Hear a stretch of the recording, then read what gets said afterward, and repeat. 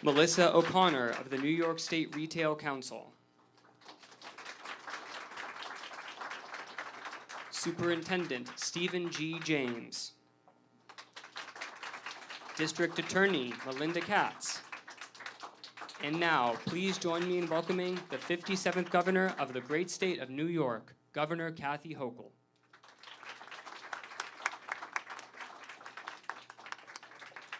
Good morning.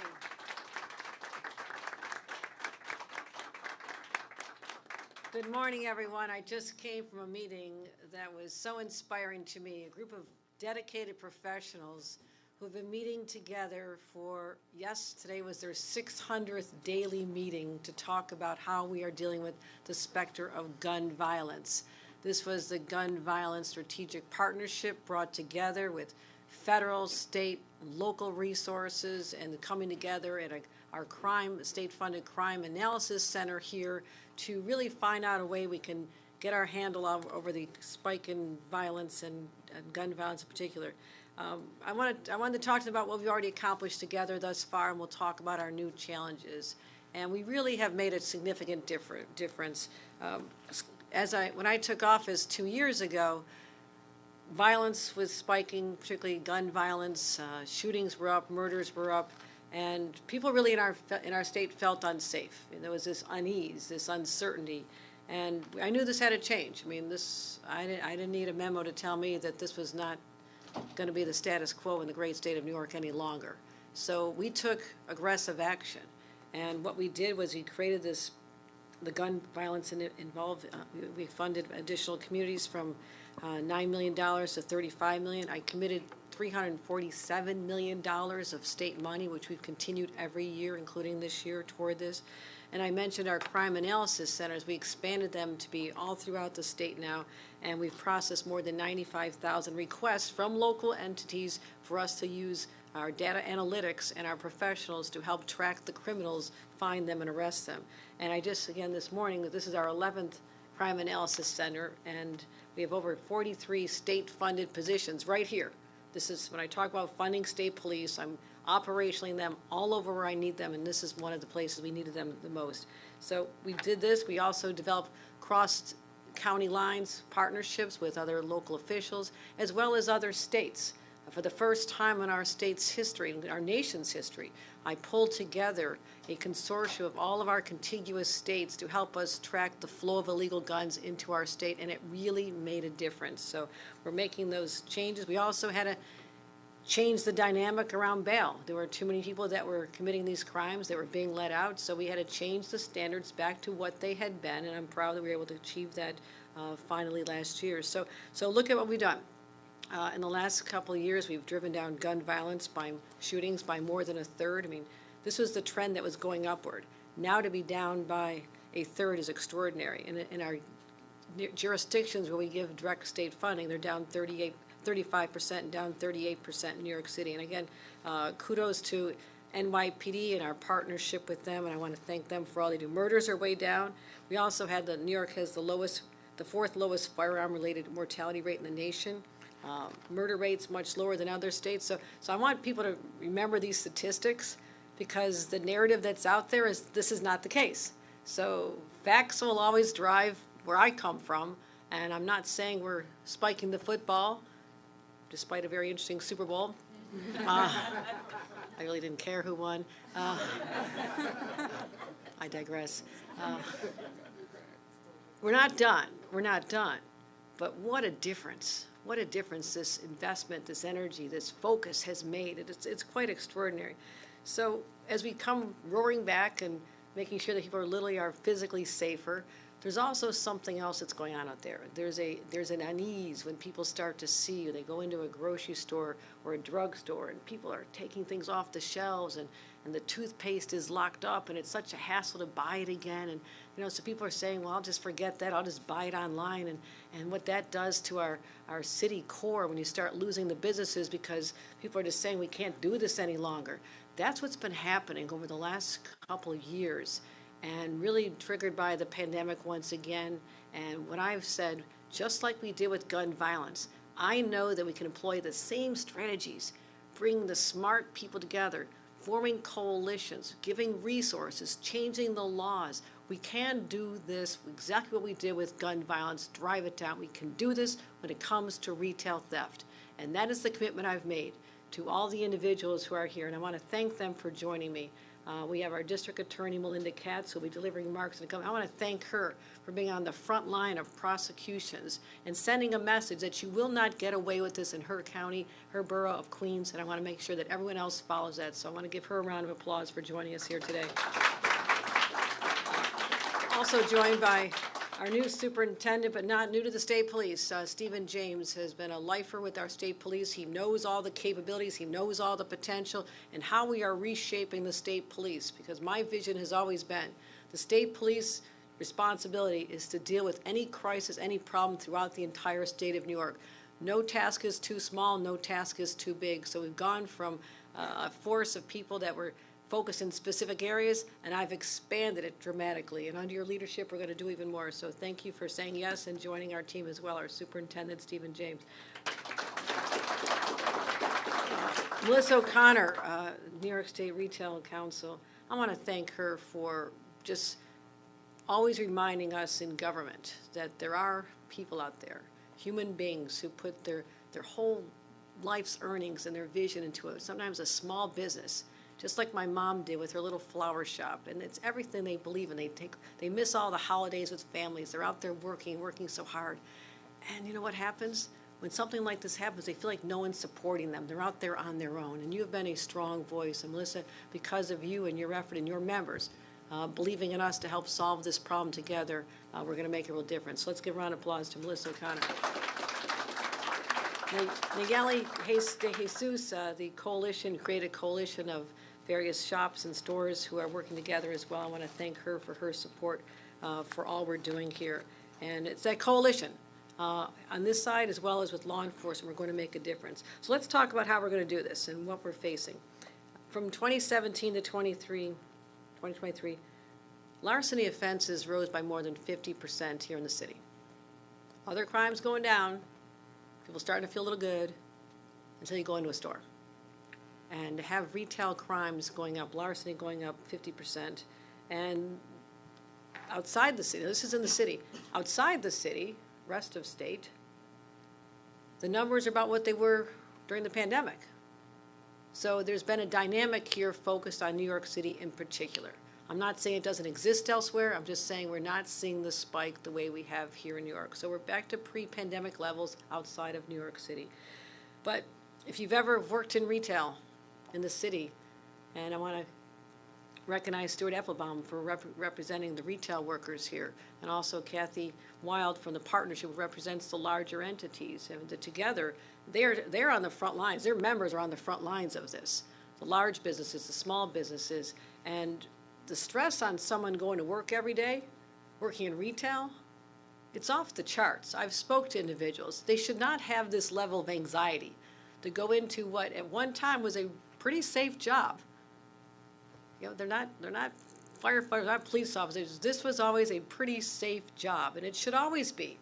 But now to not know whether someone coming in the door is going to do them harm or knock them over and sweep the shelves, and you know, sometimes the shooting, sometimes the knifing, it's got to stop. We have to protect them. We have to protect these workers and send a message that there are consequences when you touch one of these individuals who's exposed, who's out there providing a service, for gosh sakes. And so that's what's top of mind for us as well. So to Kathy Wild and Stuart Applebaum, I want to thank both of you for championing this cause with us as well.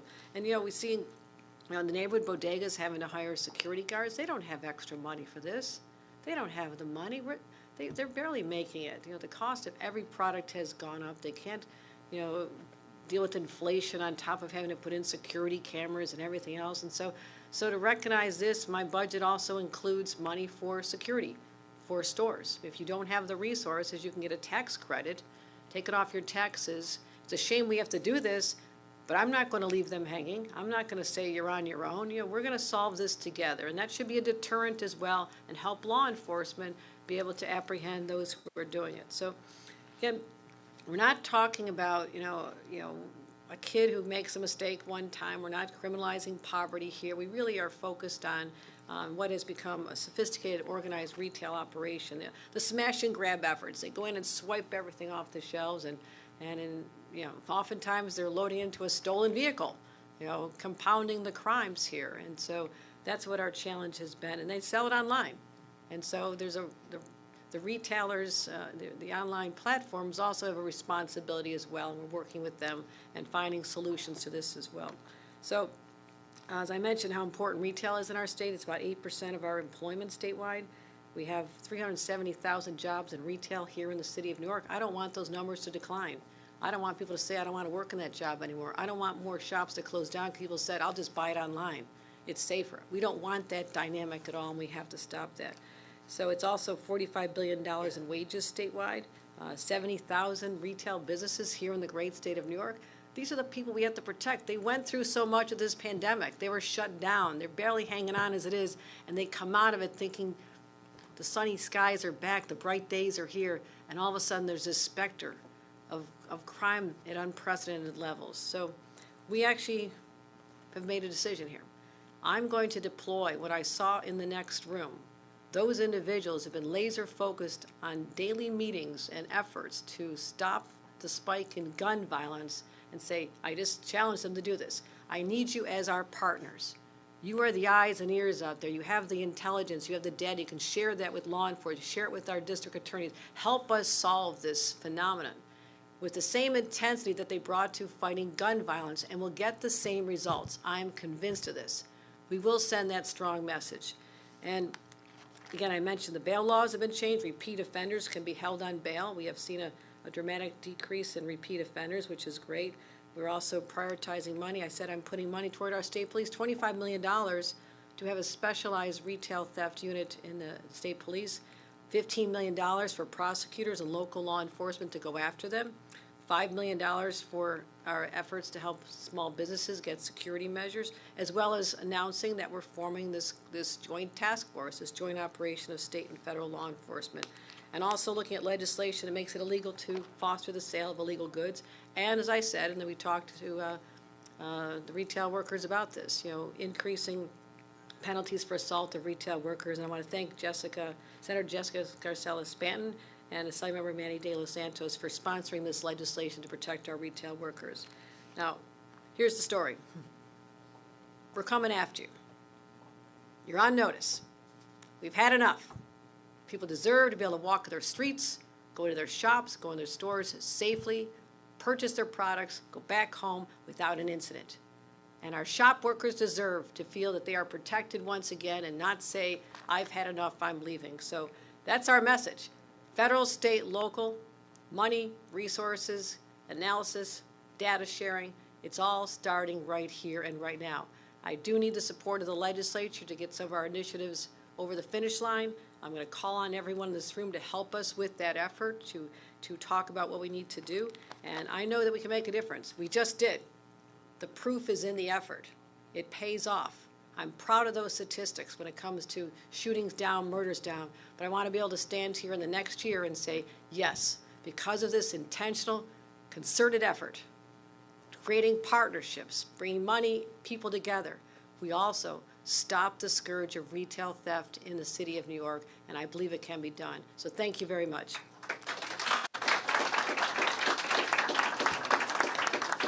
With that, I'd like to bring up District Attorney Melinda Catz.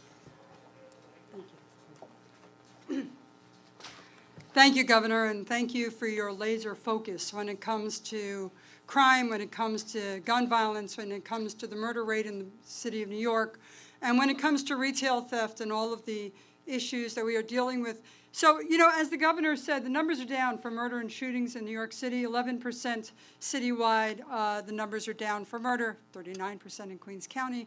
The numbers are down 25% citywide for shootings, 37% in Queens County. But this is the real deal. As the governor stated, someone goes into a store. You go into Rite Aid, you go to CVS, I don't want to start naming stores because that's how I get in trouble. You go to drugstores, you go in, you push a button because now the toothpaste is behind a counter. You push the buttons, it goes over the loudspeaker, the worker comes, they open it, they have to wait for them, they open the lock, they get you your product. Then you got to go wait online to pay your bill. and you're standing there waiting online to pay your bill. Someone comes in with a knapsack, someone comes in with a duffel bag or a basket, comes in, clears the shelf off, and walks out. You're still waiting to pay your bill. So I can tell you that crime is down. I can tell you that shootings are down. I can tell you that murders are down. But when you've just witnessed that in your local drugstore, crime is at 100%. And that's the problem. That doesn't give people a lot of confidence in our system. And that's what we're doing here today. That's why the governor has called us all together. And in Queens, a few years ago now, we created the Merchant Business Improvement Program in combination with the NYPD. And what does that do? The program works as follows.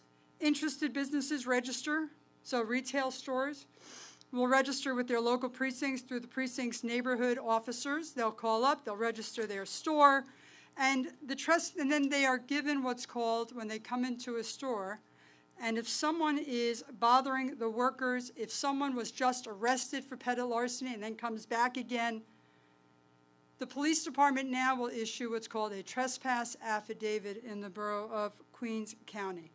This initiative is about sending a message to the individual who's harassing the employees, who has come back after being arrested for retail theft, or comes back after being arrested for robbery. That trespass affidavit is given to the individual on body cam by the NYPD. And it's different than being given a warning by the retail store. It's different than being given a warning by a security guard.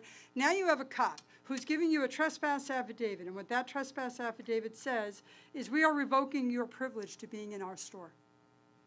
We are revoking that privilege. And if you come back here, you'll be arrested. And that allows a few things. Number one, a mother should be able to go to a store with her child and not be bothered and harassed. A retail worker should be able to go home to their family at the end of the day without feeling humbled or humiliated because people are walking in and out of their stores. Should be able to go home without occurring any violence. This is a program that allows us to give people a second chance while still arresting for shoplifting, stealing, or robbery or assault in that store. So far in Queens County, 318 businesses have registered for the initiative. 329 people have been served with trespass affidavits. Out of those 329 individuals, only 22 people came to the same store. Only 22 people came back and were arrested because they violated the trespass affidavit. And that means 307 people got the message. And that's an important start for the state. And the governor mentioned that we are holding people now accountable on their second or third time. And that is true. The bail laws changed about a year ago. We thank the governor, we thank the legislature for changing those laws. Those are harm on harm laws. That means that it allows a prosecutor to recommend bail for offenses that are otherwise not bail eligible as a result of recent bail reforms because they are continuing, because they are recidivists, because they come back the second time after having an open case. Very important change in the laws last year. So thank you, Governor, for that. So I'm here today just to show support for our governor, for the work that she is doing in trying to tackle retail theft. I think these are great initiatives statewide. We need to make sure that we do more of it because the everyday crimes that people are witnessing in our stores, the everyday harassment or crimes that our retail workers are having upon them, it's not a way for us to move forward. It doesn't give confidence to our constituents, and we need to make sure that they know that we are on top of it. So thank you, Governor. Thank you. Oh. I can handle retail theft, but apparently not introductions. So next, I would like to introduce our Superintendent, Stephen James, to deliver remarks. Thank you, DA Katz, and thank you, Governor. I addressed our HIDA partners a short time ago. They're valued partners, years on end. We appreciate that. I think it's prudent for me just to reiterate my comments today. Just to give you some background, 2021 was the most violent year over the past 2 decades compared to the historical lows of 2019. Shootings were up 101% in New York City, 81% outside of New York City. In October 2021, one of the first actions that the governor had taken was to fund the New York State Police, or should I say the new New York State Police, GIU, which was a new reformulated unit, the Gun Investigative Unit. A few months after that, she launched the first in the nation interstate and intrastate gun trafficking task force. Since then, the governor has increased the New York State Police headcount by 650 people. Thank you, Governor. That amounts to 13% in personnel. The New York State Police has certainly responded for the governor's call for action. We've seized 175% more illegal guns in 2023 than prior to the pandemic, 2019. We have partnered with 25 jurisdictional statewide agencies where we have crime stabilization units, CSUs. We've supported countless investigations, and going forward, we certainly will continue that endeavor. The governor's now counting and continuing to demand action from us, the New York State Police. And realistically, she is counting. She is looking for the results. We've answered that call, so in turn, we'll continue to work with our federal, state, and local law enforcement partners with regard to the joint operations.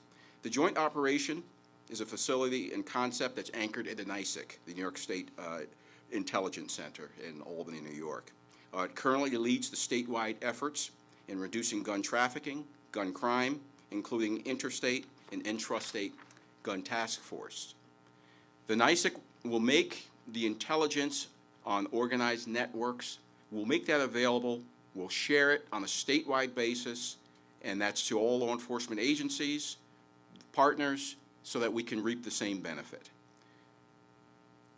What I just want to say to you is the state police, we currently have the boots on the ground. We're thankful for the budget, and we will provide support to agencies with the resources that we have. As we fight the gun violence, the proof is in the results, as I indicated. As the new superintendent, I will measure and constantly assess the progress that we made to ensure that the impact on the ground is what the governor is expected of our state police organization. Thank you. I'd like to introduce Melissa O'Connor, Retail.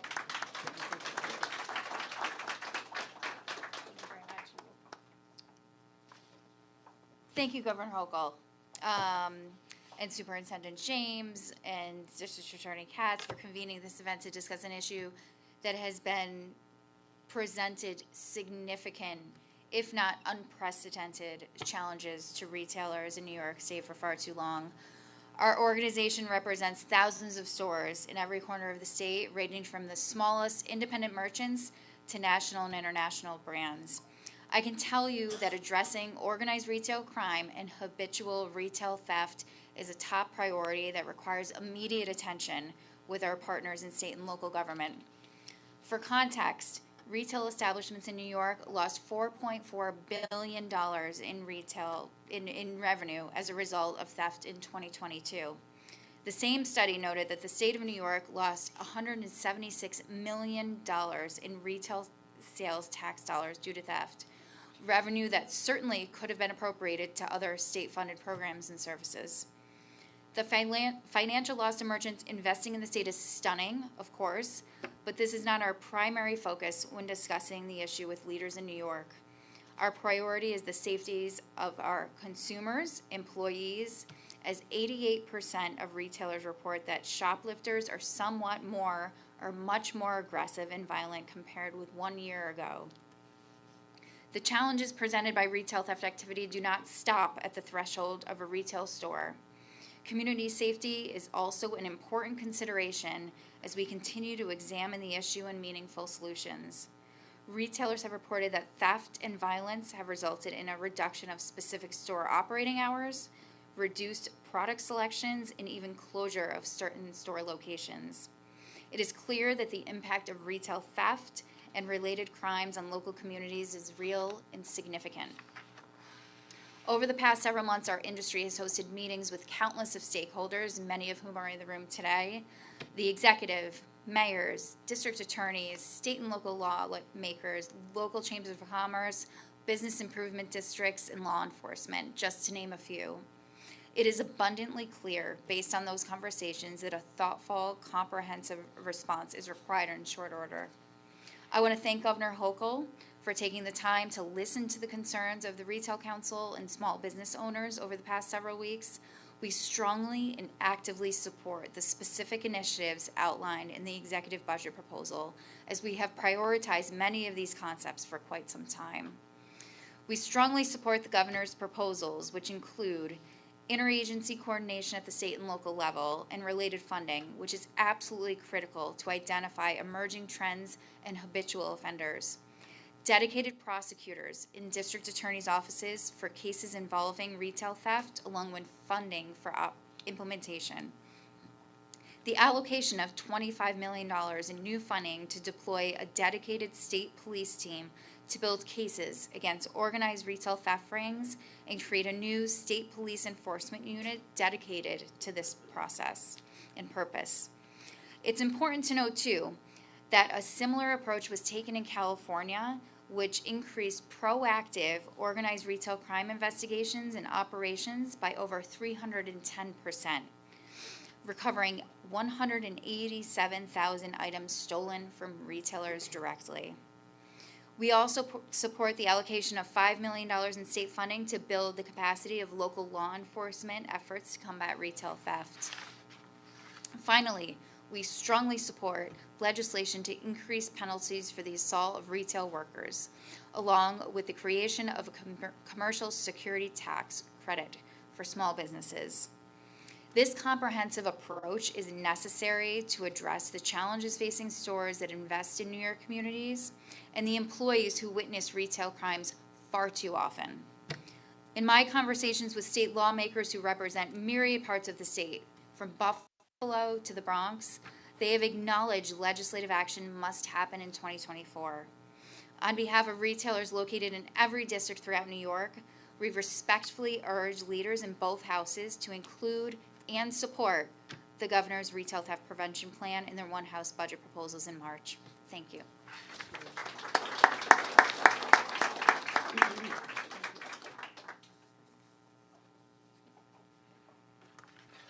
That's okay. Good morning, everyone. Thank you, Governor Hochul, for the opportunity to be part of this press conference today, discussing the incredibly important issue of retail theft, and we greatly appreciate your ongoing commitment to supporting retail store owners. My name is Nayeli De Jesus. I am an independent supermarket owner in the Bronx, as well as an executive member of the National Supermarket Association. The NSA is the founding member of the Collective Action to Protect Our Stores Coalition, better known as CAPS. And we are a statewide campaign with members representing independently owned supermarkets, bodegas, local mom and pop retail stores, and several businesses, improvement districts, and chambers of commerce across New York City's 5 boroughs and the state. We are joined together by our shared fight against organized retail theft and its impact on our stores, our employees, and our communities. We thank Governor Hochul for prioritizing this issue with a well-thought-out 8-point plan, as well as Assemblymember Manny de los Santos and Senator Jessica Scarcella-Spantone for their ongoing support in Albany, pushing the CAPS agenda and advocating for our coalition members amongst their colleagues in the State Assembly and the Senate. Stores across New York State lost an estimated of $4.4 billion in revenue due to retail theft last year, and violence in these incidents has dramatically escalated. Since 2017, retail theft robberies, which escalated to violence or the threat of violence, have increased 125%. Additionally, these incidents are happening more and more frequently by the same individuals, with 30% of New York City retail thefts perpetrated by the same 386 offenders. In 2021, my family's stores saw this heightened retail theft firsthand. A shoplifter went to our location. We escorted him out of the store 4 times. The 5th time we asked him to leave the store, he threatened to come back with a gun. We sort of brushed it off. We didn't think that was possible. 5 minutes later, he showed up to our store with a rifle in a plastic bag, in a clear plastic bag, looking for the store manager, in this case my brother, because we're a family-operated store. And he started waving the gun to my employees, to the staff, to my manager. Thankfully, my brother was able to escape towards the end of the store with about 15 to 20 customers, and they locked themselves in a room, and the gunman left the store. This time, We just got lucky. This is an entirely untenable situation for our stores and the community. And this is why we are happy to support the governor's plan, which puts policies in place to target repeat and violent offenders, while also offering financial support through tax credits to small businesses, as well as dedicated resources to our state police and district attorneys. We believe these policies will make a profound difference in dealing with retail theft issues at our stores, and most importantly, protect our employees and our community members. We appreciate the governor listening to our coalition members who are battling this issue every single day. We hope the legislature will support our governor's plan and the bills in the front of the legislature addressing the issues we see each day in our stores. It is essential that we protect our small businesses, our supermarkets, and everyday New Yorkers, while also providing our law enforcement agencies with the tools and resources necessary to do their job. Again, thank you, Governor Hochul and our Albany supporters, for your continued efforts to tackle retail theft, particularly repeat and violent retail theft. We look forward to continuing our work with the governor's office and the state legislature to see this plan over the finish line, which will better protect our employees, community members, and our stores. Thank you all for coming. Ladies and gentlemen, that concludes today's program. Thank you for attending, and please quietly make your way to the exit as there are meetings in progress nearby. Once again, ladies and gentlemen, that concludes today's program. Thank you for attending, and please quietly make your way to the exit as there are meetings in progress nearby.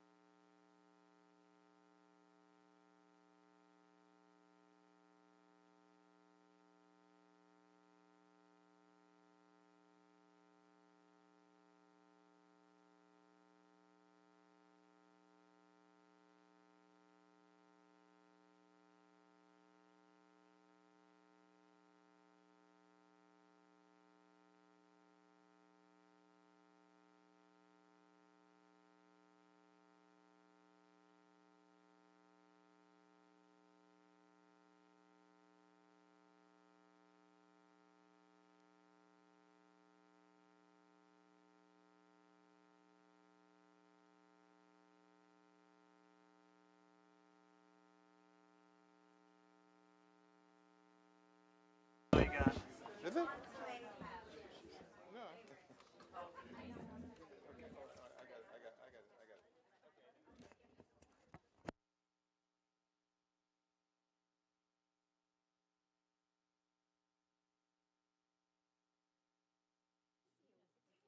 Business owner, huh?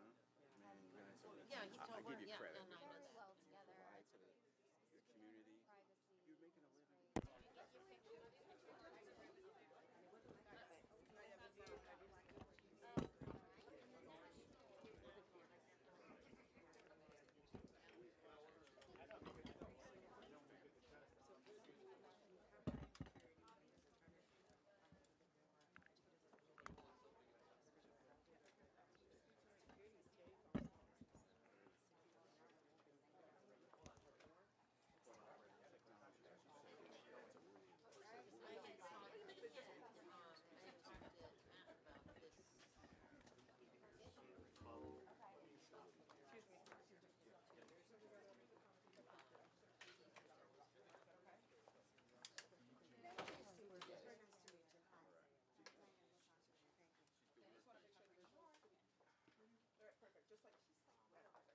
I just want to make sure visually it works.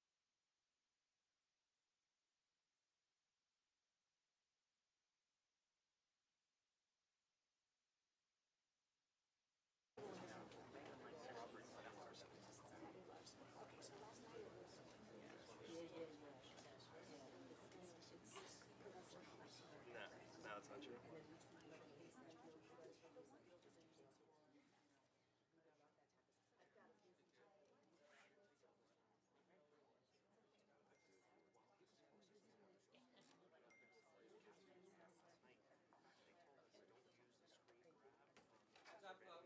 Hey, we got a governor. Oh, wow. The governor's in the house. Yes. Happy Valentine's Day again, everyone, and we're hoping that we've reached a turning point.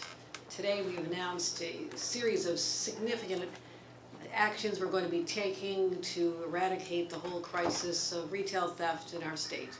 We saw it was successful with what we did on dealing with the rise in gun violence and shootings and murders successfully, and I want to harness that same power, the same resources, same talent in places like this Crime Analysis Center to help crack this, and to 1 year from now be able to stand here and say that working with our district attorneys and working with the retail council and working with our partners in all levels of government, that we truly made a difference, because we are going to take back our stores starting today.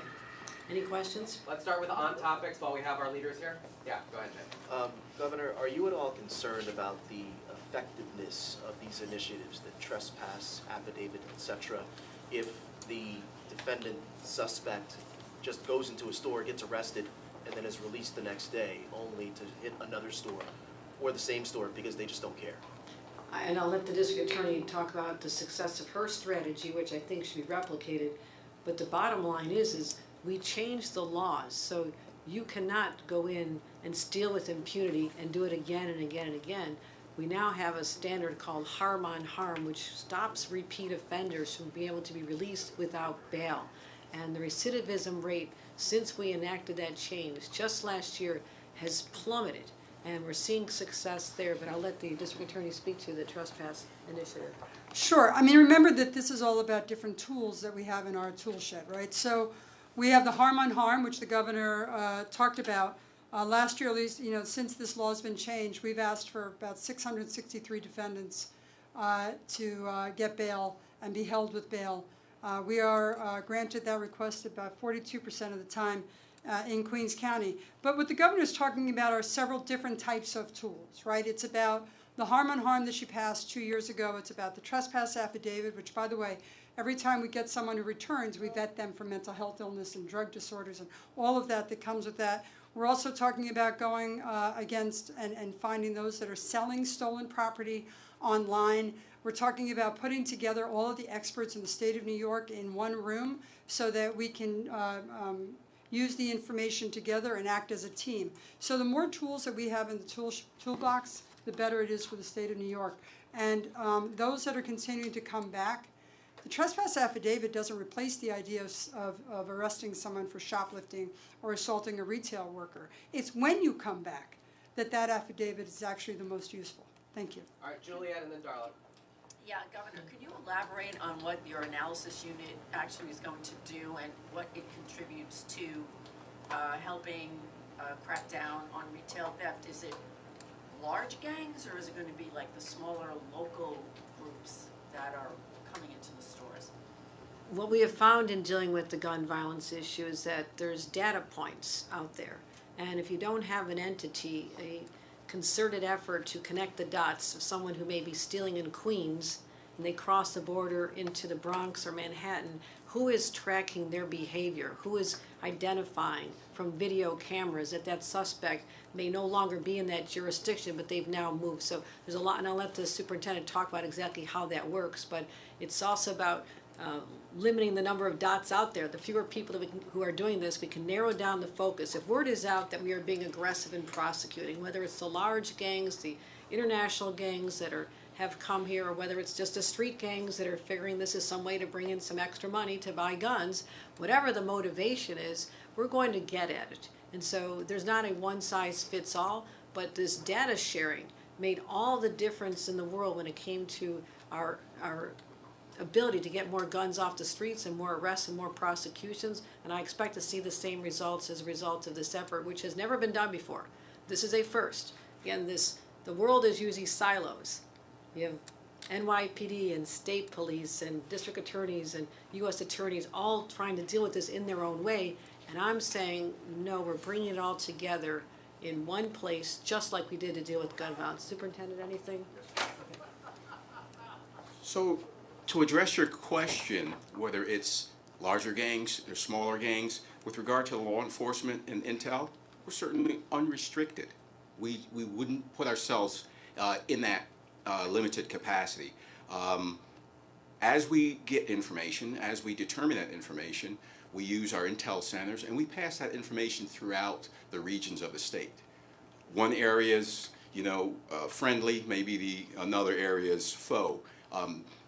If you drive individuals out from one county to another, it's pertinent that we have that information, because when you look at the patch, it's the entirety of New York State. Counties with county enforcement, they do an earnest job. They do what they need to do, but my job at the state level is to bridge that gap between, a county upstate and a county downstate that this individual may have a nexus. So what we do is the Intel Center, they essentially build the intel on a particular case, on a particular trend that is occurring. And we are essentially unrestricted in interacting with law enforcement, federal, state, and local, building that information, providing it to them. If it's a local PD upstate and there's some snatch and grabs, a similar trend, or if they come up on our radar, so to speak, that they're engaging in activity in Newburgh, we pass that information on. So this network, the idea is for it to be seamless. One-stop shop with a crime analysis center, and we maintain that information. So anytime they need to come to us, we're there to provide it. Great. All right, Darla and then Melissa. Good morning, Governor. How are you today? Very good, thank you. Happy Valentine's Day. Thank you. I just want to go back to the Queens no trespass issue. What I find fascinating is I believe, DA Catz, we were there when you all unveiled this initiative, and just talk to us about how that has influenced this new retail theft operation, and perhaps how it might be able to be modeled across the state, and just what has been done in Queens to influence this. No, I admire the creativity that District Attorney Catz has brought to solving this problem. She represents a large number of small businesses, people who've come from around the world to live in the most diverse borough in the place in our state, but also the most diverse place in the world. So a lot of people who came here, and she shares the same empathy that I do, that they put all their life savings and their hopes and their dreams into their little bodega or this little gift shop, and so to see them being victimized like this, it's something that we take so personally and seriously. And what she has done is found just one more tool, one more device that can be used to say, you're not coming here again. Or if you do, she talked about how she's bringing those people in and finding out if there's other challenges they may be having so we can get them on a path to stop doing this again. But is there anything else you want to add? No, I mean, if you're looking for some background, so this started in Southeast Queens where the store owners were calling us and they were saying, look, people are shoplifting. They get a DAT, they go down to the precinct, there's no warrants for their arrest, they're coming back afterwards and they're either stealing again or harassing some of the folks in there. We have mothers who can't walk in with their babies, we have seniors that are scared to come in because people are hanging out there. And I wanted a way to make sure that there was a warning. If you come back, you're going to be arrested, and we're withdrawing your privilege to be on our retail site. And that does quite a few things. Number one, it allows the constituency and the residents of New York City, those hardworking individuals that just want to go out and shop, know that we are on it, that we are paying attention to it, that we understand that it's a problem, and that they should not have to live that way. It also gives the retail establishments, as the governor was saying, hardworking men and women who are trying to earn a living and put food on their table for their family without any danger or violence in their stores. It allows them to have a little more control on what's going on in their stores. Now, mind you, they have a right to withdraw someone's privilege to be in there, period. But we're trying to give people a second chance when there's actually no crime that occurred. But don't make no mistake about it. This is not a replacement for arresting folks for shoplifting or for robbery or for grand larceny in the stores. Thank you. Melissa? I have an on-topic question for both DA Katz and for the governor. It has to do with shoplifting. It's the subject you're talking about. Last night, police told us that one of the migrants who was involved in the Times Square brawl and had been released was suspected of robbing a Macy's in your borough, DA Katz. And this morning he was arrested. First to DA Katz, will you be asking for higher bail? Or, what will you be doing to address this? And also just both of you, please, your reaction to the fact that, he's now charged with committing another crime after that Times Square situation. I'll be happy to answer my opinion on that. I've said all along that I thought that bail should have been requested, given the severity of what they did. Attacking police officers in the city of New York will never be allowed, and we have to send a strong message. I had a chance to speak to the district attorney at the time, and we talked about it, and additional charges have been brought. And this individual, who I believe they thought had gone to California, was actually right here robbing a Macy's. So that person, I understand, is being held on bail. And that is exactly the way the system is supposed to work. So let the message be out there that this is what happens when you break the law. There are consequences. Governor, can I just follow up on that for one moment? Because Henry Brito, who was the main defendant in that Times Square case, the original person that got into the scuffle with the police officer, he was the only person in Manhattan who actually was held on bail. And yesterday we reported that he posted bail and was released.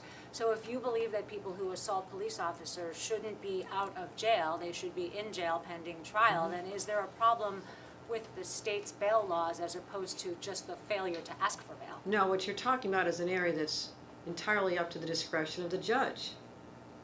The fact that we changed the bail laws gave the power to the district attorneys to request bail. Bail was granted. Certainly in any crime, someone has the opportunity to post bail unless they're remanded by the judge. And so let's look at where the challenge lies. This has nothing to do with a statewide law, because I can show you different data from upstate New York where the requests for bail have been granted, convictions are up, arrests are up, convictions are up, crime is down. So this is what it comes down to, the discretion. And we've been talking to the Office of Court Administration about training our judges about what the new bail laws allow for to be certain that they know that it has changed, that they have this power, and we expect them to use it. So I will not opine on another DA's case, but I will tell you that Darwin Gomez Isquel was arrested this morning. I believe it was about 1:20 a.m. For robbery by the NYPD. We are still investigating the case, and that is all I can talk about at the moment because it's an ongoing investigation. The felony complaint has not been drafted yet. Thank you. All right, let's move on. Kathy, is there anything else you wanted to add about the business community's perspective on what we're doing here today? Is there any comment? The only thing I would say is that this is such an important initiative because while we've got murders and shootings down, which thankfully, the average New Yorker, their sense of the safety in the city, their confidence of their personal security really depends on solving this highly visible crime wave we've had really since the pandemic, and we thank you for doing this. All right, we got time for maybe one off-topic question? So let's talk about the shooting that happened on the subway in the Bronx. Obviously, it's of heightened interest across the city. You still have 2 suspects at large. Just give us your position on where this stands. I mean, you have so many innocent bystanders. This is obviously gun-related. You have so many innocent bystanders, and I'm just thinking, like, so much has been done, right, to get guns off the street, to deal with ghost guns, of that matter, even to deal with gangs, but these little small pockets of crews, like they're just kind of little microcosms that keep, like a whack-a-mole, that keep popping up all over the place. So, just speak to us, first of all, just about the incident, if you can weigh in on that. And then secondly, what other things are being considered or kind of being shaken around the can to still address that microcosm element that is really driving this gun violence? No, as I said, as soon as this occurred, and I spoke to the mayor of New York, I spoke to Jana Lieber within minutes of this occurring, because our subways are the lifeline for so many people to get to their jobs and their schools and their everyday lives. And so when there's this insecurity related to this mode of transportation, this essential link for people, it starts to take an effect. And what we want to make sure people understand is that this was not a random act of violence. This was targeted. People knew each other. There was a visible dispute. There were cameras on the platform, which are going to help us in the identification of these individuals. I have been talking about cameras and how we're adding more cameras and by the end of next year, next year, we're going to have almost every subway train outfitted with at least 3 to 4 cameras inside the trains, which has been a major undertaking. But 2 years ago I said, we're going to get cameras so people know they're there, and whether you're intending to commit a crime, you'll know you'll be caught, or whether it's the people riding on the train will have this sense of security that it could be a deterrent. So I can talk about the reduction in gun violence all day long, but I will never say that we're done. And when an incident like that happens, it is discouraging because we're trying to rebuild the confidence. People take it every single day, and the numbers are continuing to grow up. The more people take the subway, the safer it feels. We're making new enhancements. We have police officers working overtime. New York City Transit Police, I've talked to them about this. So we're laser focused on making sure that people feel safe and are safe. And an incident like this shakes that. I understand that. And we're even more committed to ensuring that this does not happen again. Governor, one more. Could we just ask about your response to the results in Congressional District 3 last night, Swazi winning? And in what ways do you think, if you think, this might be a bellwether for other congressional races, or is it a different sort of situation because of the heavy Jewish population there and some of the local issues that affect New York, like the migrants here? No, I think what the race was talking a great deal about was migrants, and that will have an effect on other races here in the state of New York. We have 6 battleground seats that we need to hold or to flip, and to ensure that Hakeem Jeffries is the speaker. And why is that so important? Yes, I congratulated Tom Swazi. I've been working with him since the day I said, I support you running, because that was an important dynamic for him to be able to run.